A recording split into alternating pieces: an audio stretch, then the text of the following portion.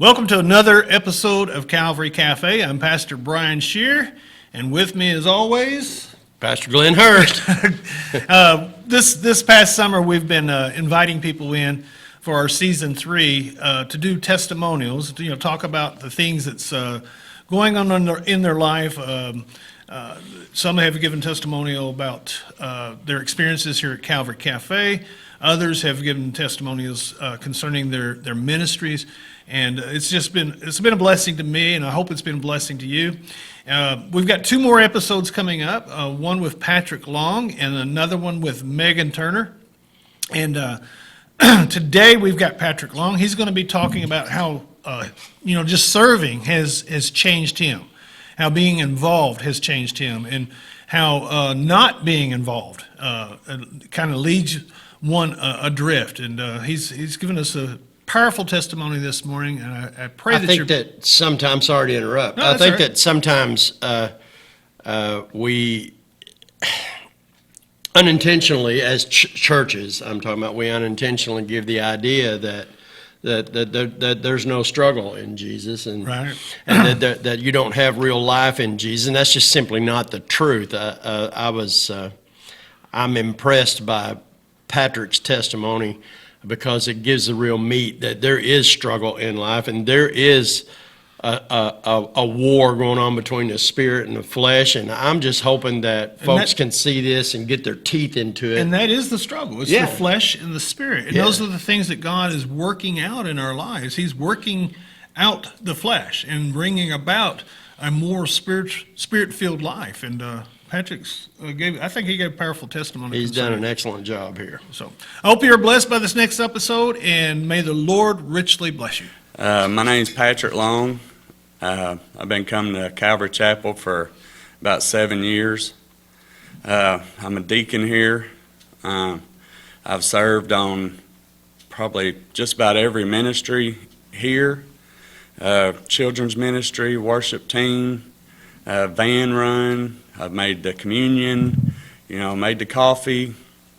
I really love this church. This church is my center place. It's when things are going haywire, I come here, and it's with Jesus that I find my true self again. So I've been thinking about what I've learned here, and I've learned a lot here. The biggest thing that I've learned, and I learn all the time, it's an ongoing thing, is spirit and flesh. You have the fruits of the spirit, and you have the stuff of the flesh. Fruits of the spirit: love, joy, peace, patience, kindness, goodness, faithfulness, self-control.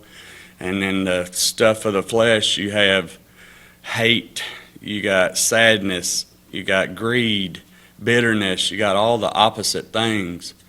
And it's like I say, it's an all the time struggle, because our nature, and if you look inside yourself, you know that, and everybody's like this, our nature is to be greedy, selfish, mean, hateful. That's just who we are as a people. But when we put Jesus into the mix and start following him and worshiping him and serving him and praying to him, you start to live in the spirit. And so the biggest thing for me is noticing that in myself, following the spirit, and then so I can tell it in what's going on. I can discern what it is this of the flesh or is this of the spirit in myself, and then that helps me to go out into the world and discern the same thing of what I see. And I've been on both sides of it. It's when you make a choice to follow Jesus and to serve, worship, and pray to him and obey him. If you stop making that choice, it starts with, I'll skip a Sunday, you know. Somebody else can do the band run, you know, and that's so sure, slowly but surely you're not feeding the spirit, you're feeding the flesh.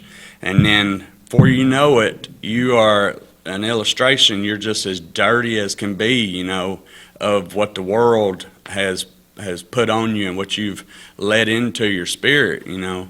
So to wash all that away, you come back to Jesus, and you just get in the Word, and it renews your mind, it renews your spirit, and when you get a renewing of those, man, it's like gosh, there's nothing else like it, because you've been washed clean. That's exactly the words that's used, and that's what it feels like.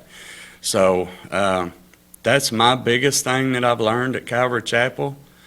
There's some things, Bible typology has been huge in the study. When I first came here, you know, I noticed, I said, well, what's the preacher preaching today? And it quickly got understood that it's not preaching, it's teaching.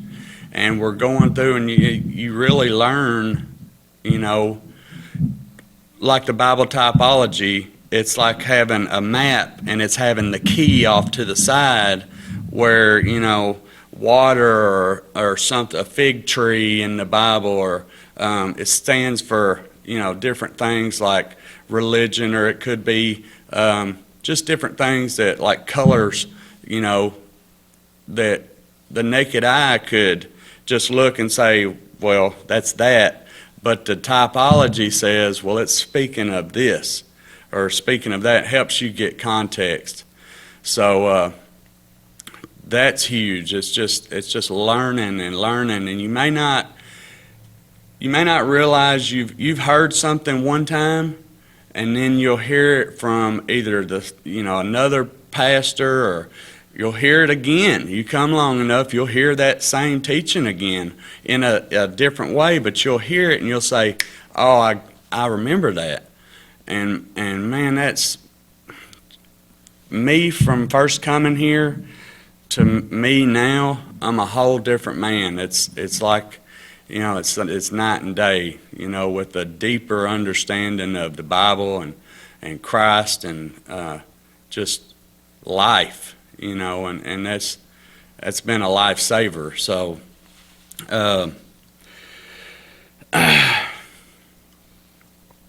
I'm a member of the board, and I've got to, as a deacon, and I've got to understand in the board meetings what our offerings go to, and how each penny is spent and saved. And so that's been a thing that I've never been a part of, and I'm blessed to be a part of it. So I can share with other people just what we're doing here at Calvary Chapel.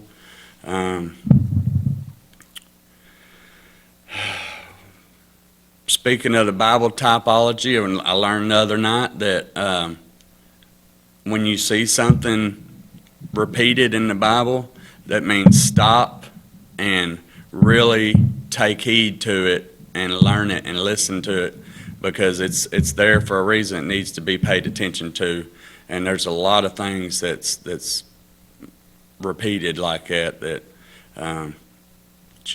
you really need to take heed to. I